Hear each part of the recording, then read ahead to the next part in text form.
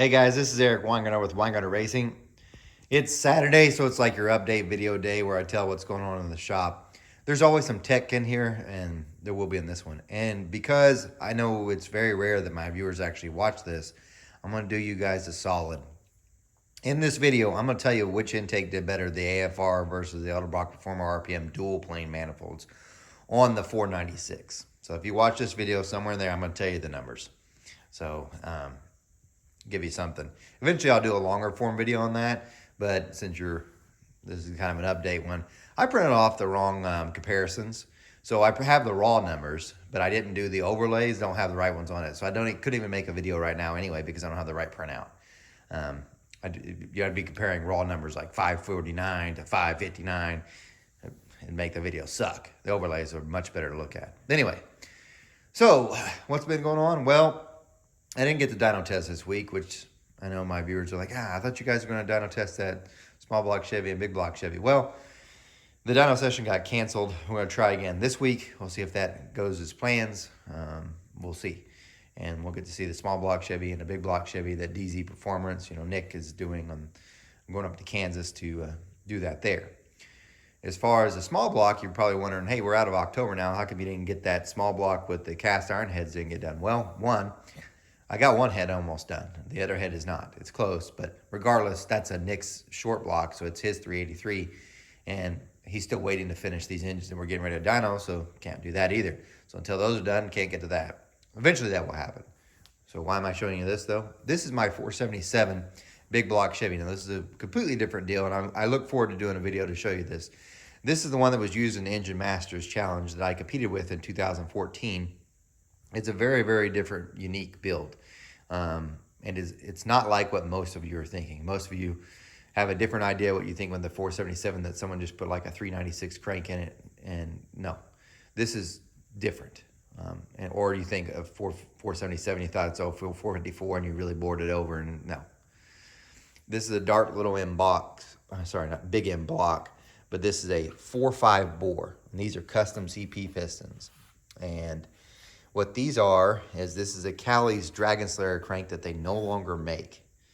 And it's a 375 stroke, but it has a small block Chevy rod journal. So the rods, whenever this comes apart, you're going to get to see this. But the rods in here are a scat 6.25 inch long small block Chevy rod. And these are also piston guided rods because I can't wait to show you this when I flip it upside down. If you have ever held a small block Chevy rod and a big block Chevy rod, not only are the journals, that's how the diameter of it different by, I think it's 1/10 of an inch. The width, how wide the rod is different. So the small block Chevy's rod is actually narrower. So this is really unique, and you can't tell it from this view. When you take it apart and I see the bottom, you're going to see that these are piston guided rods. So typically a way a piston is located on the crankshaft to hold it in place is it's connected to the other rod that's on this side, and them two together kind of allow it to go down in the center. Because the distance is so much smaller with the small block Chevy rod, that there's a huge gap, like 120 thousandths between each rod. So there's 120 thousandths to the end of the crank here. You have your rod, 120 thousandths, then the other rod, 120 thousandths. So a huge side clearance on your rods, which most people would freak out, and you probably will when you see it. But actually, the thing that's keeping it from sliding this way so much is there's little pins inside the piston that keep it from moving back and forth the rod on the crank. And that's called piston guided rod. NASCAR engines do it and others do it too. It's supposed to let that rod be more straight with the crank and actually makes more power. But anyway, when we get to that, I'll show you that. But the reason why I'm even having this here is because I'm super excited.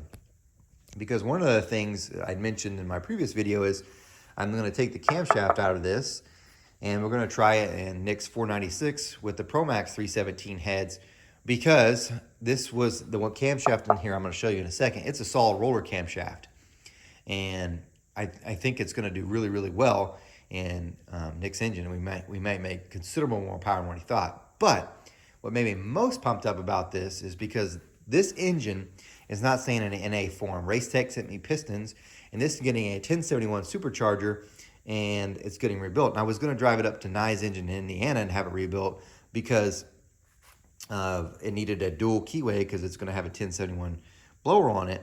And I thought, well, I thought this crankshaft only had one keyway. Well, when I took out the camshaft,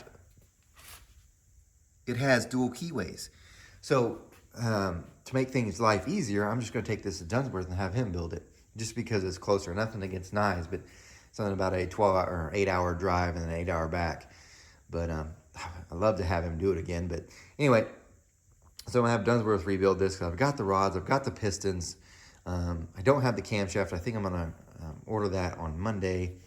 The heads, all I got to do really is some minor work and put those together. I am waiting for Terry Wilkes to finish the shaft rockers that fit the AFR heads, and then that part will be done.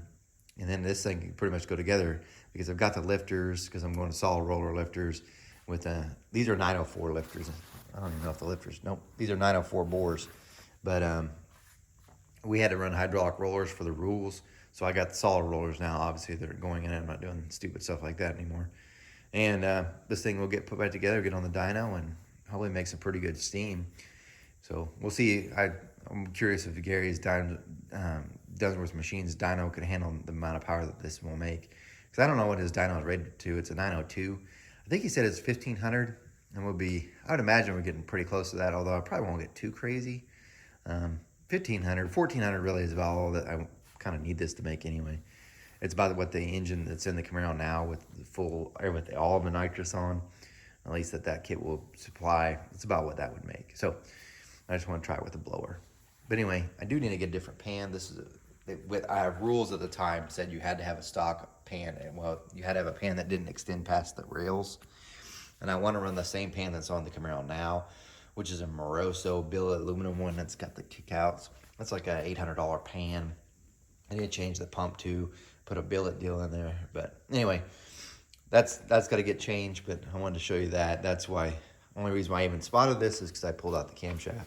So what are the camshaft specs? By the way, this front cover, I love this thing. This thing is an O-ring behind it. Oh my God, much easier. The Cloy's one's super nice with the button, but if you get this deal, it's nice. Anyway, here's the camshaft. This is the camshaft that's going to go on the 496. It ain't going in the blower motor. This is 249, 261. I actually took and got cam doctored. This is exactly what it is. It was like 249 and 260.8.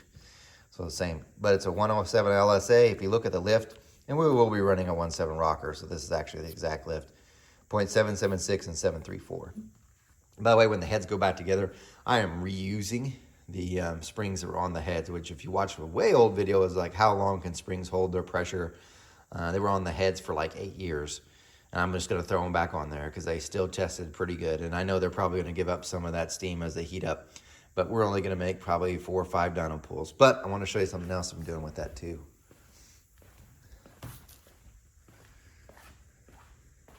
Shop's a mess. I port matched this Brodix intake. This is the one that actually did the best. There's your little thing in case you're wondering. This is the one that did the best. All I did is kind of port match it to the heads. It's still not quite right because, and what I mean by that is it's close, but the heads themselves have been port matched, so they're kind of uneven. So this is actually a little bit, how do I put it? I undersized it a little bit, and it's not exact size. So clearly, as you look at this one, you could tell it's bigger on this side than this one, so it looks wider than that. Although I think the camera kind of makes it look that way. But I know some of them are wider on one side than others because the head really needs ported. So if the head was ported, then it would move it a little bit over. But anyway, it will give a better alignment than when it was. So it still should be undersized from what the head is in most places. I think it's only like one side on each one of them. So on this side, there might be, this one's too far this way, and on the other, flipping it over would be the same thing, but on the opposite bank. But other than that, all the rest, like up and down, they're fine now, and every other side, just one of them, which it is what it is. I am going to ream out these holes. I did grind off this top so we could take off the intake easier. There's that. Here's something else that was weird. So I tore apart the heads, though, the 317 heads, because I wanted to change springs, obviously, for the solid roller. Look what I found. This is the lock. One of the locks was broke. So this was used on the dyno, the 317, and this had a broke lock. At least when I took it apart, it did. So yeah, that's kind of not a good deal. I'm not entirely sure what happened. What I think happened, and this is hypothetical, when that Brodix intake went on, it didn't seal, so we had to pull it back off and it was leaking. Well, I couldn't get it to pull off. It was quite the disaster. Anyway, we ended up pulling some gasket, and I know some paper got into the intake ports, and Nick went to scrape some of it, and he put paper towels in there, but somehow some of the paper from the gasket got back in there, and I could see it in there, and I tried to get as much as I could, but maybe a small piece got between that and the seat, and then put enough stress on the lock that it broke. I don't know, sure. These were brand new locks when they went in. I never reused locks. $45, well money spent on a new set of locks, 45 to 55, depending on which ones you get. But anyway, well worth it. However, I did vacuum test the heads before they were tearing apart, and they pulled vacuum, which I've said before, you can have a bent valve and it'll still pass vacuum. Had a guy argue with me on that one, even though when I showed him the video exactly how it can. But anyway, I am going to reface the valves, make sure none are bent, and before it goes back together, and do that. So there's something else a little weird. These are a set of Flowtech heads, and the guy that owns these, you sent me a return label for one. I need two. I have two separate boxes they got to go into. I don't have a single box to put it in. But I'm going to do a video on these, and these will be out probably sometime. Not exactly sure. These are 220, and they're CNC from Flowtech. Another thing, which of all the things I did this week, and I don't even have it here to show you, but one of the things, and this is going to be a future video, and probably Wednesday, which I know I got a mess here. Picture a cylinder head sitting on here. And I had an Alki Digger tunnel ram, and I put the bug catcher on it, so I have a scoop facing this way. And I'm not joking when I say this is probably the most interesting test I've ever done on the flow bench, ever. And I'm not saying that to get you to watch and, oh my God, it's pumped up. What I did is I flowed this cylinder and this cylinder. So you have a scoop that's facing this way. And it's got a tunnel ram. The Alki Digger's a tunnel ram. And you got your bug catcher facing this way. And what I was curious to see is if the flow difference was different from that cylinder versus that cylinder. And I'm going to tell you, yes. It was one of the most shocking things. I didn't think the flow bench would even show this, but that's a video probably on Wednesday. That one is, wow, an eye-opener. But anyway, that was something cool this week. And then you stuck around, but I'm still going to talk about more stuff than this. This is that AFR dual plane. I'm going to go ahead and tell you, since you watched. This dude made almost the same power, peak power, as the Edelbrock Performer RPM. We make 3 pulls usually on each one, trying to get the temperatures correct. When the temperatures are correct, the actual Edelbrock was 1 horsepower up and 4 foot-pounds of torque over this. Remember, that's just peaks. There were some pulls where the water temperatures were slightly off, and this one's beating it by 1 horsepower and a few foot-pounds of torque. That's peaks. In general, this thing was about 10 foot-pounds down from the Edelbrock Performer RPM. I checked it because looking at the peaks, it's really what we're looking at real quickly whenever we're just dynoing. So when you really dig into the numbers, you look at peaks are close. Everything else, it's about 10 foot-pounds. It wasn't until about 6,300 that this one starts pulling away. It's at the higher RPM. It's actually better. Now, you might say, well, what about valve float and stuff? Well, I should have brought that out with those locks. Valve float, for the most part, was fixed. We pulled all the way to 6,500 and never really dropped off. There were slight signs on the locks of valve float, but it was like just getting into it. So since we were able to pull farther, we could see more of a difference. Point being is we did take it a higher RPM. From 63 to 6,500, this was, for the most part, better. Anywhere else, Edelbrock was better. Now, this might change if it had been port matched. Right, and that'd be a great test, but I don't know that we're going to do it just because it costs so much to dyno each time. So I don't know. And then I want to show you this real quick because I'm pretty proud of myself for this one. I cleaned out my porting room. 47 pounds of aluminum was removed. Every bit of aluminum you see on the ground was from yesterday's just grinding on this after hours. This is the DN9. I'm sending this off to get digitized and CNC ported. So I created a port. I have to create an intake, 2 intakes really, a long runner and a short runner, and 1 exhaust in the chamber.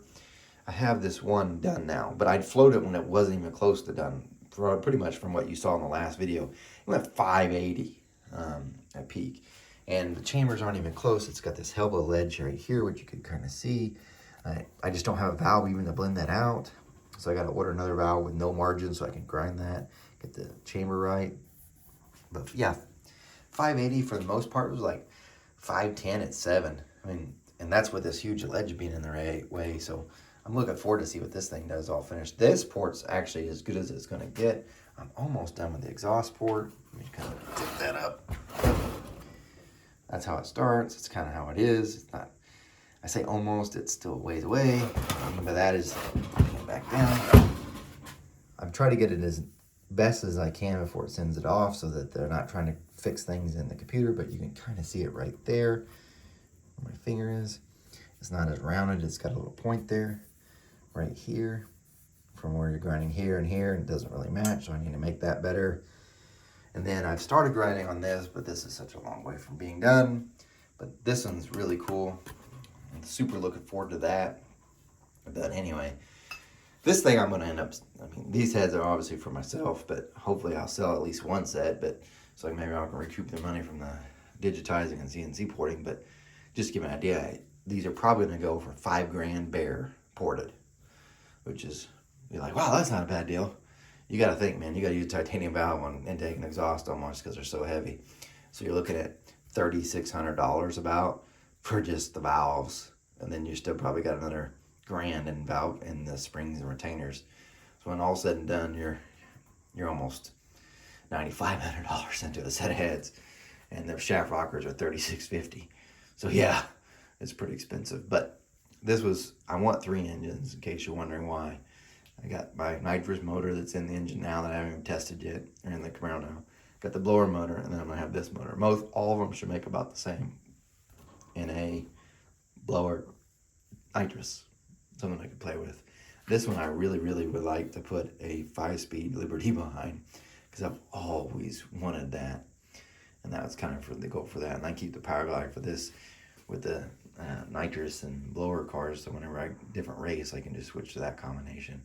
But for fun, this is more for me, period. But god dang, this is expensive. But anyway, so yeah, a lot of grinding going on, a lot of messes that still need to be fixed. But yeah, that's what's been going on, guys. Thanks for watching. Remember, I'm no Superman. I don't port cast iron, and you guys take care.